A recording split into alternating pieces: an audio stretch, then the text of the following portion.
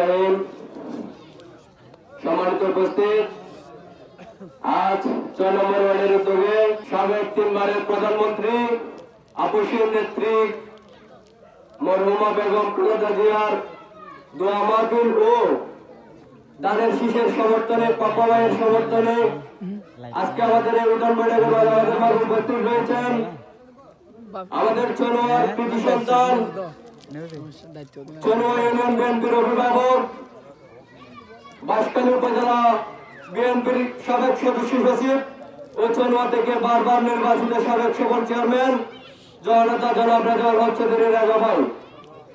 আমাদের মাঝে আরো উপস্থিত চনোয়া ইউনিয়ন বিএনপির অঙ্গ সংগঠনের সকল পর্যায়ের নেতাকর্মীবৃন্দ ও আমার সামনে উপস্থিত আমার প্রাণপ্রিয় 6 নম্বর ওয়ার্ডের জনসাধারণ, সবাইকে জানাই আমার চনোয়া ইউনিয়ন ছাত্র দলের পক্ষ থেকে সংগ্রামী শুভেচ্ছা ও আসসালামু আলাইকুম ওয়া রাহমাতুল্লাহি ওয়া বারাকাতুহু।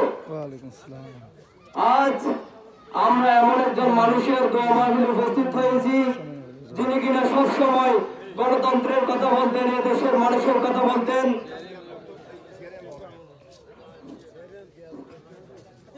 তিনি স্বৈরাচার হাসিনার মতো পালিয়ে যাননি, তাকে বারবার জোর করার পরেও তিনি এই দেশ ছেড়ে যাননি। তিনি বলেছেন এই দেশ, এই দেশের মাটি আমার ঠিকানা। কিন্তু দুঃখের বিষয় আজ আমরা তাকে হারিয়ে ফেলেছি। সবাই দোয়া করবেন আল্লাহ যেন তাকে জান্নাতবাসী করেন। সেই সাথে আমি আরো একটা কথা বলতে চাই, আমরা আরো এমন একজন মানুষ পেয়েছি যে কিনা 84 মিনিট বক্তব্য দেওয়ার পরও একবারের জন্য গোষ্ঠীর গীত গান গায় নাই, যে একবারও বলেন নাই যে স্বৈরাচার হাসিনা আমাকে এত নির্যাতন করার পরেও আমি প্রতিশোধ নিব, এরকম কোনো কথা সে বলেন নাই। তিনি বলেছেন এই দেশ, এই দেশের মানুষের কথা। তাই আমরা এরকম একজন মানুষকে কখনো হেরে যেতে দিতে পারি না।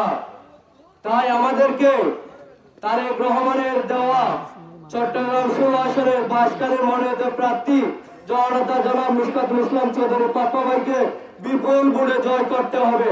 তাই আপনারা আজ থেকে প্রতিজ্ঞা নিন, আপনারা এক একজন পাপ্পা হবেন, দানের শীষকে বিজয় করবেন। এই বলে আমি আমার বক্তব্য শেষ করলাম। বাংলাদেশ জিন্দাবাদ, বিএনপি জিন্দাবাদ, বাংলাদেশ জাতীয়তাবাদী ছাত্র দল জিন্দাবাদ।